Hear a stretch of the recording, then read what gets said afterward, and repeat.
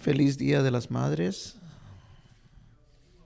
O sea, la cosa de madres o de ser una madre, nuestra cultura parece que quiere disminuir lo que es ser una madre. El movimiento feminista siempre impulsa esto. Es irónico, ¿no? Pero los feministas queriendo menospreciar las madres. Pero es esencial. Las madres son esenciales. Dios usa a todos nosotros para predicar su evangelio y extender su reino. Y usa a las madres para esto hace 2000 años en una mujer, María, y hoy en día, al tener niños y criar guerreros chiquitos, pequeños para el Señor, esto es una bendición verdadera que debemos de celebrar a las madres. Vamos al capítulo 7 del libro, la carta a los Hebreos. Vamos a continuar donde nos quedamos ahí. Primero vimos los primeros 10 versículos que nos introducen a Melquisedec. Si recuerdan que la semana pasada vimos de Génesis 14, que en realidad es el única narración de lo que hace Melquisedec en el Antiguo Testamento, que le da pan y vino Melquisedec a Abraham y por su parte Abraham le da un diezmo de lo que trajo de la batalla en la región de Canaán. Entonces, es todo lo que nos dice la Biblia acerca de Melquisedec. Otro texto del Salmo 110 es la única otra parte donde vemos esto. El, el autor se enfoca aquí en el significado del Salmo 110, pero nos dice que es rey y sacerdote, rey de Salem, que es Jerusalén ahora para el tiempo de Jesús. Y entonces dice el autor, nos dice, nos da un argumento muy detallado y muy técnico, pero el propósito era para establecer el hecho de que el sacerdocio de Melquisedec era mayor que el sacerdocio de, de los levitas, de Aarón. Dice, ya que era mayor que Melquisedec, era mayor que, que Leví. Establecimos que el sacerdocio de Cristo es mayor que el del Antiguo Testamento, los levitas. Ahora vamos a ver por qué importa eso, qué es el significado de eso. Ahora vamos a comparar Melquisedec con Jesucristo mismo y podemos ver lo que implica el mensaje de la semana pasada y el significado para hoy. El texto es de Hebreos 7, de los versos 11 a 22. Dice, ahora, dice, si la perfección fuera por el sacerdocio levítico, porque bajo él recibió el pueblo la ley, ¿qué necesidad habría aún de que se levantase otro sacerdote según el orden de Melquisedec y que no fuese llamado según el orden de Aarón? Porque cambiado el sacerdocio, necesario es que haya también cambio de ley. Y aquel de quien se dice esto es de otra tribu, de la cual nadie sirvió al altar, porque manifiesto es que nuestro Señor vino de la tribu de Judá, de la cual nada habló Moisés tocante al sacerdocio. Y esto es una más manifiesto, y esto es aún más manifiesto si a semejanza de Melquisedec se levanta un sacerdote distinto, no construido conforme a la ley del mandamiento acerca de la descendencia, sino según el poder de una vida indestructible, pues se da testimonio de él. Tú eres sacerdote para siempre, dice, según el orden de Melquisedec.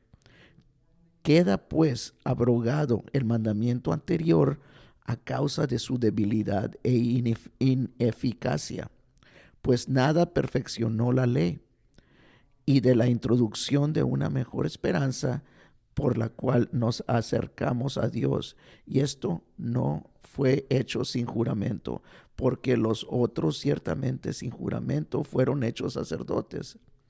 Pero esto con el juramento del que le dijo, juró el Señor y no se arrepentirá. Tú eres sacerdote para siempre, según el orden de Melquisedec.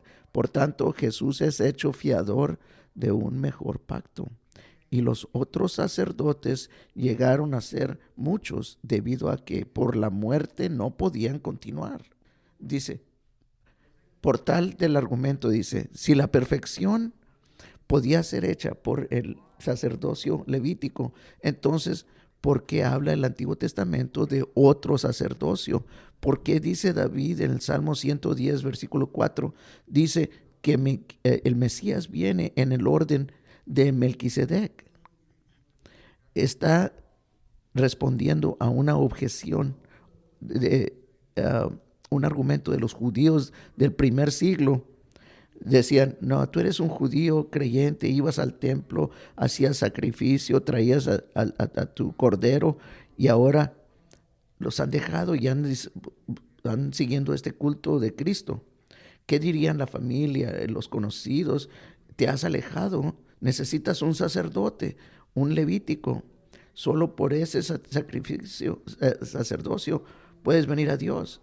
Y el autor aquí, a los de Hebreos, está desafiando esa noción. Dice, si era tan perfecta esa premisa, dice, entonces, ¿por qué habla David en el Salmo 110 acerca del Mesías que viene según Melquisedec?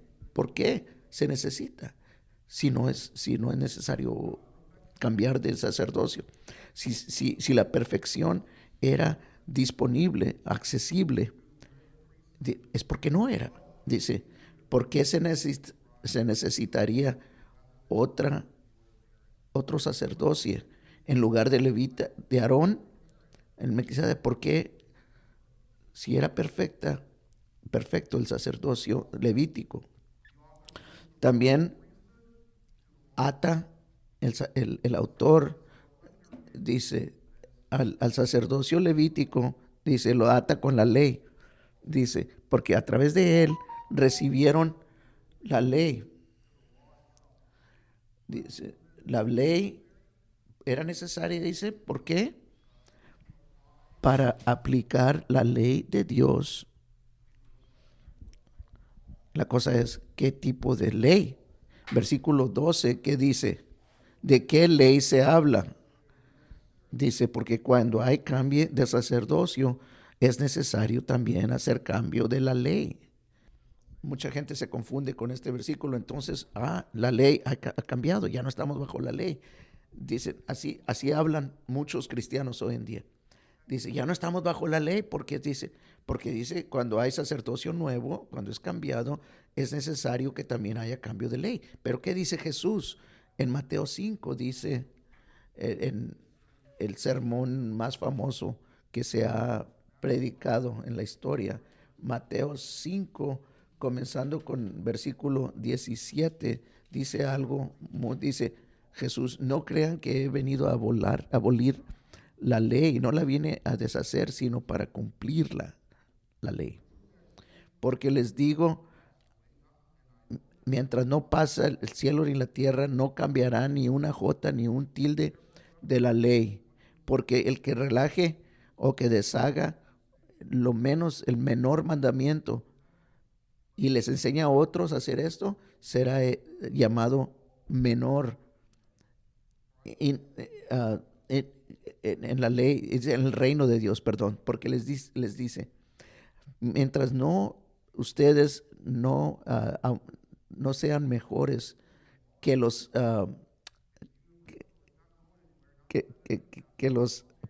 los judíos, no serán, dice, mejor que nada. Si hay cambio de sacerdocio, hay cambio de ley. ¿Qué quiere decir entonces? Si los fariseos tenían su ley hay diferentes leyes. Dice, hay ceremoniales, hay leyes espirituales.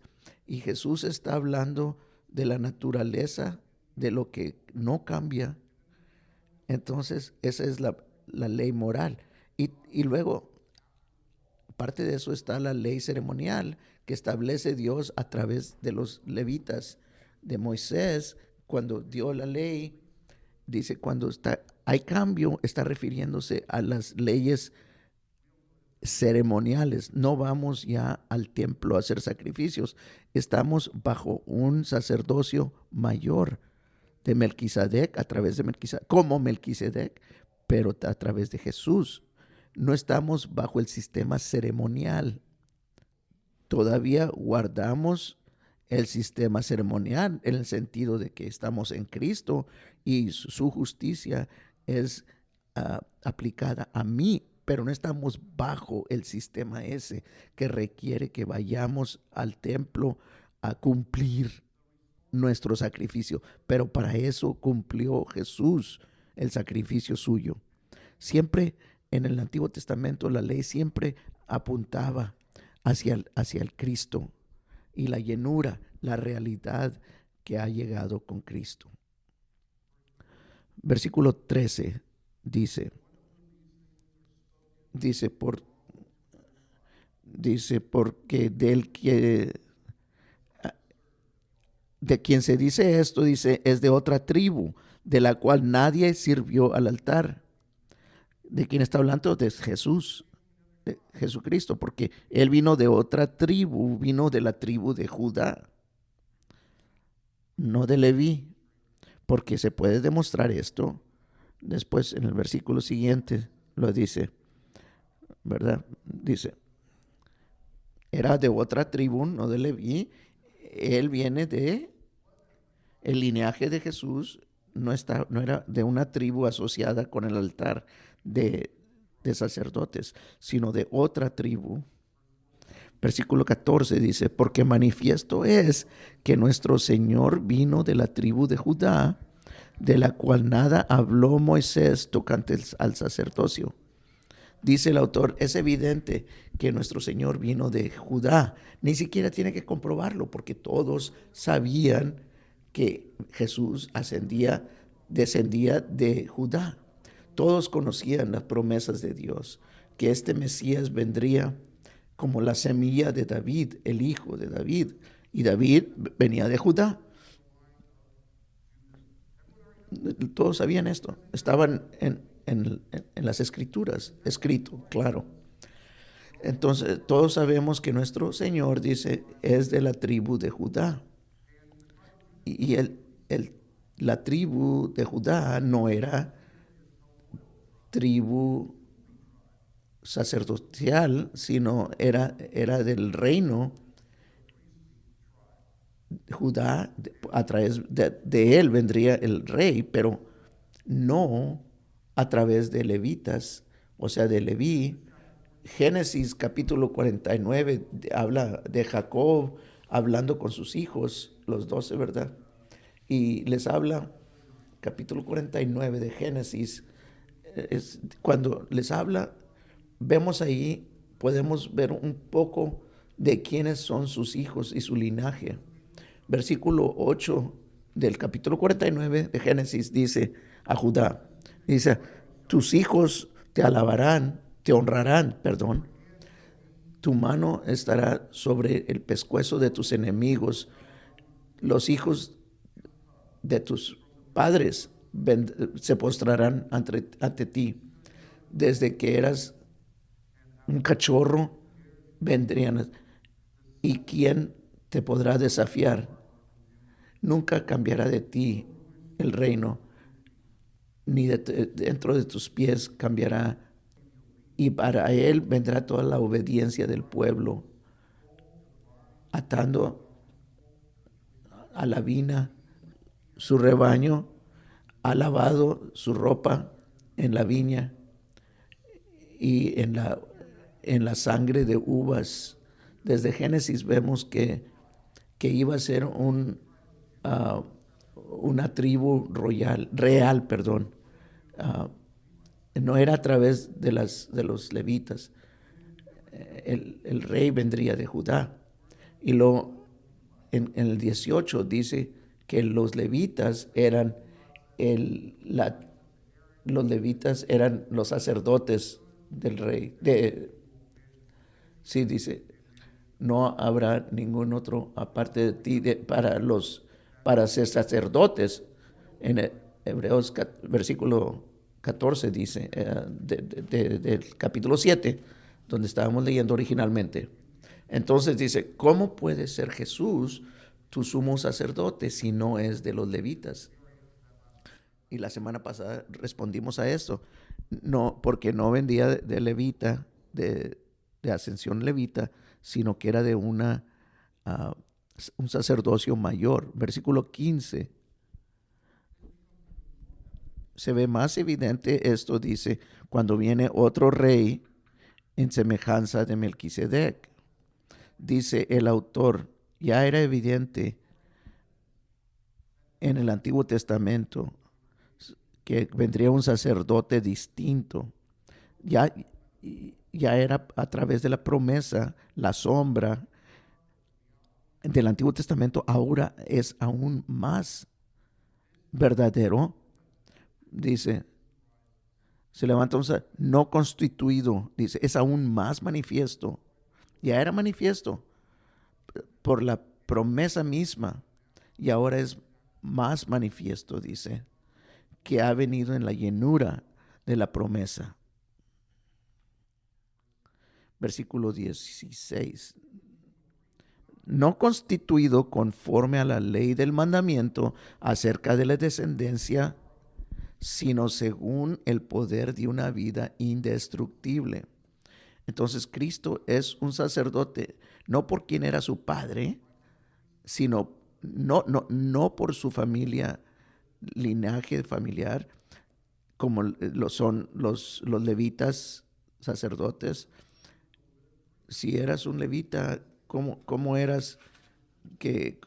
de que vendrías tú y serías sacerdote? No tenías que aplicar o que solicitar el puesto, ya estabas en la línea de Leví. Vienes de Aarón y de los hijos de Aarón. Y dice aquí el autor, Jesús no es eso, no es sacerdote por quien era su padre. ¿Por qué es padre? Porque es de una vida indestructible. Tenían un problema los levitas sacerdotes, un problema masivo, dice. ¿Por qué dice? Porque el sumo sacerdote de los levitas, él mismo necesitaba un Cristo, un sacerdote. Y al final de su vida moría. No tenía vida indestructible. Quiere decir que el que iba a representarnos ante Dios era él mismo pecador, necesitando un Salvador, necesitando vida eterna. Entonces, él mismo iba a morir. ¿Y yo qué? Tenemos que encontrar otro sacerdote, otro intermediador, otra manera de venir al Padre, porque este representante aquí en la tierra, pues ya ha muerto como ser humano. Pero el sacerdocio de Cristo no es eso, no es el sacerdocio levita. Estaría bajo un sacerdote como yo, pecador, necesitando salvación como yo, y alguien que iba a morir como yo. Pero el sacerdocio de Cristo es mejor, mayor. ¿Por qué? Porque vive una vida indestructible. En Romanos capítulo 6, versículo 9 dice, sabemos, dice Pablo, que resucitado de los muertos, Jesús nunca morirá de nuevo. Dice, la muerte no tendrá dominio sobre él. Entonces, ¿por qué es superior el sacerdocio de Cristo? Porque tiene una vida indestructible, ha conquistado a la muerte. No tiene no tiene nada de poder sobre él, la muerte. tenemos nosotros, sí, morimos, pero tenemos la promesa de la resurrección que nos da, como dice el versículo 11, dice, el, el sacerdocio, el sacerdocio levita no te puede hacer perfecto, dice, porque dice, capítulo, no oí lo que dijo, pero el versículo dice que vienes en el orden de Melquisedec, entonces no es sacerdote según el linaje de los levitas. Entonces, esa vida indestructible, ¿cómo sabemos? ¿Cómo sabemos?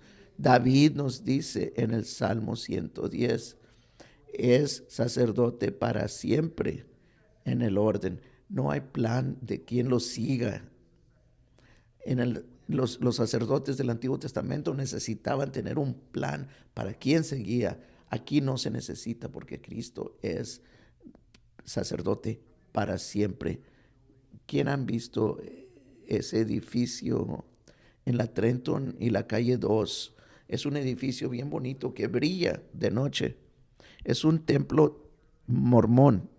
No van solamente a la iglesia allí, van a ese edificio porque creen que van a pasar por una ceremonia allí, porque así pueden salir de allí como, como sacerdotes melquisedecos.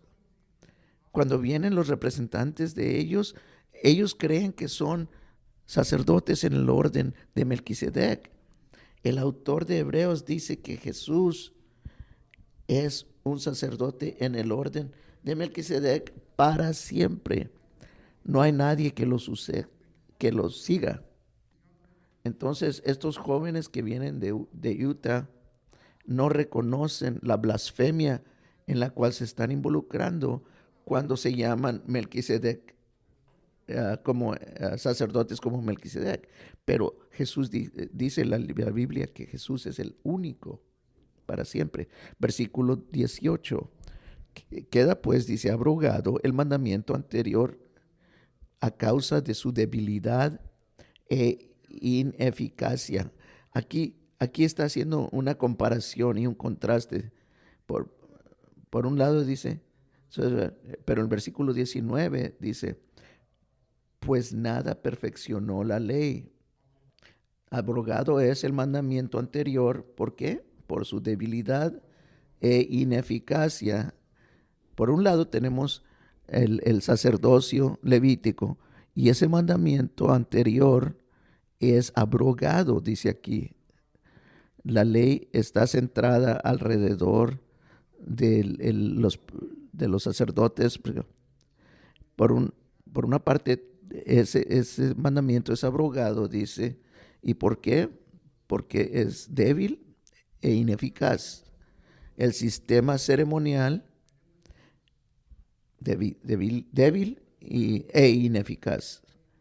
En un sentido de que era una sombra, no era realidad, estaba apuntando a alguien, era débil, era un tipo o una sombra, pero nunca podía traerte, nunca podía perfeccionarte, atraerte a Dios.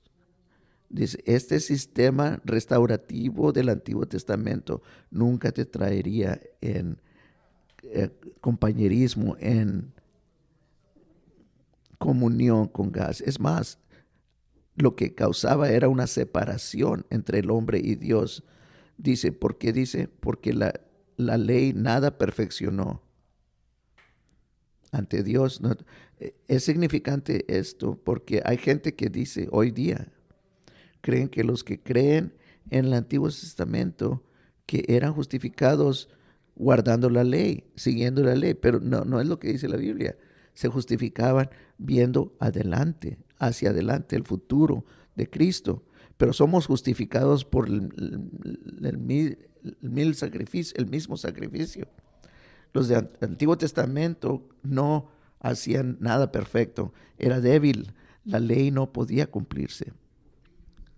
Débil en el sentido de que nunca nos traía en compañerismo perfecto con Dios. Por cierto, era una separación.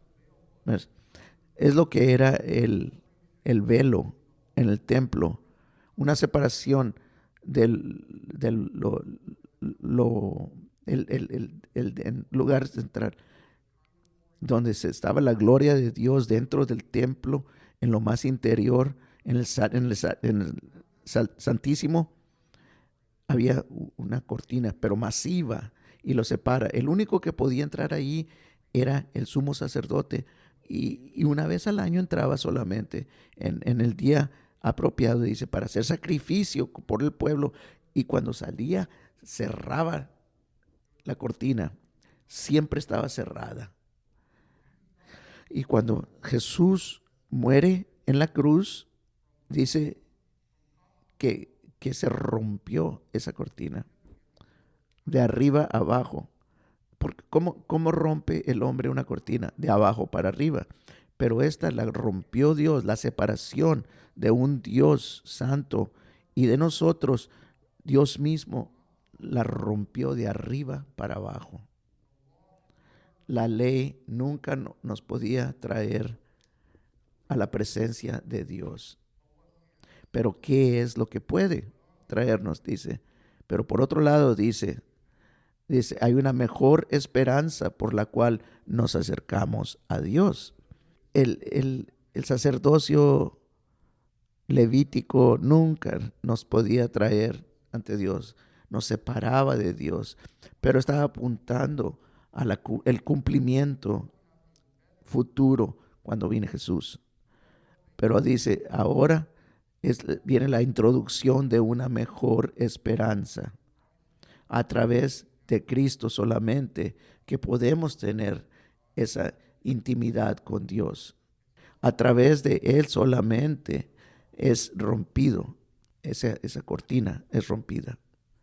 Versículo 20 dice, y esto no fue hecho sin juramento, porque los otros ciertamente sin juramento fueron hechos sacerdotes, pero este con el juramento del que le dijo, que dice en 6:17, cuando Dios quería mostrar con más conveniente, lo juró, dice, lo garantizó, perdón, con un juramento. Es basado sobre las promesas de Dios este juramento, no como el antiguo. Era nuestra esperanza presente es basada sobre el hecho de que Dios hizo una promesa, un juramento, y Dios no es un hombre para que mienta. Y, y apoya eso Dios con esto dice, porque los otros ciertamente sin juramento fueron hechos sacerdotes, pero este con el juramento del que le dijo, juró el Señor y no se arrepentirá. Juró, tú eres sacerdote para siempre. Que es un juramento mejor, dice, según el orden de Melquisedec, eres sacerdote. Dios no cambia su opinión, no miente, ya que ese es el caso, que tenemos esta mejor esperanza, tenemos una mejor manera de llegar a Dios. Dice el versículo 22, dice, por tanto, Jesús es hecho fiador de un mejor pacto. No quiero ir demasiado a fondo porque el capítulo 8 se trata de eso, del pacto mejor. Pero es significante que veamos siquiera a Jeremías 31. Dice que el autor, que ya que tenemos una esperanza mejor, que podemos entrar a comunión con Dios, entonces, ¿qué era lo que tenía malo o qué tenía de problema el antiguo pacto? Dice Jeremías 31:31, dice, si le preguntas a alguien, ¿qué es la diferencia entre el antiguo pacto y el nuevo pacto?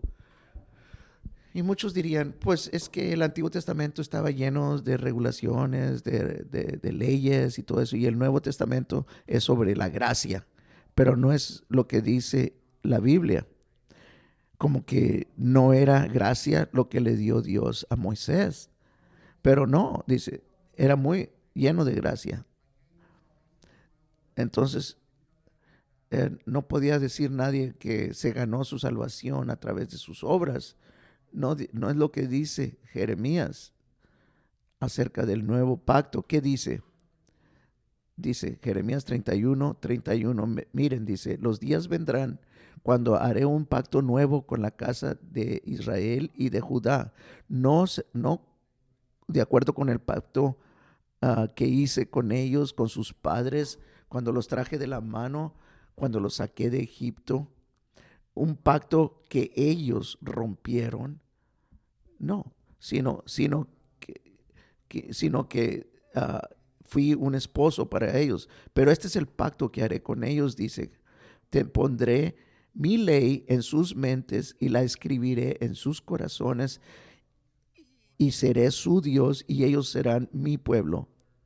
No tendrán que enseñarse uno al otro que conoce al Señor, sino que todos, dice, perdonaré su iniquidad y nunca más recordaré sus pecados, dice. ¿Qué es la diferencia? No que el Antiguo Testamento está lleno de leyes sin gracia, pero el hecho de que Dios le dio la ley a Moisés en Sinaí estaba lleno de gracia. Lean Isaías capítulo 1 cuando tengan tiempo. Bien claramente dice, estos sacrificios que me estás dando no me satisfacen. Quiero un corazón cambiado. ¿Qué es la diferencia? Dice el autor, la diferencia entre el Antiguo y el Nuevo Testamento, dice pacto, dice, es que el antiguo pacto fue roto por el pueblo y el Nuevo Testamento nunca será roto. ¿Y en qué se basa esto? En la nueva esperanza, la promesa de Dios. No es mentiroso Dios como un hombre. Él guarda sus promesas, cumple sus promesas. No tenemos diferentes estipulaciones. Es la misma ley de Dios. Jeremías dice que Dios escribirá su ley en nuestros corazones. ¿Qué ley? La misma. La diferencia es que el pacto antiguo fue roto.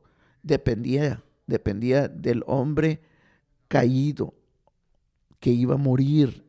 El nuevo mandamiento es basado sobre una esperanza mejor, como dice en el capítulo 8 de Hebreos, una promesa mejor y por lo tanto un mejor pacto.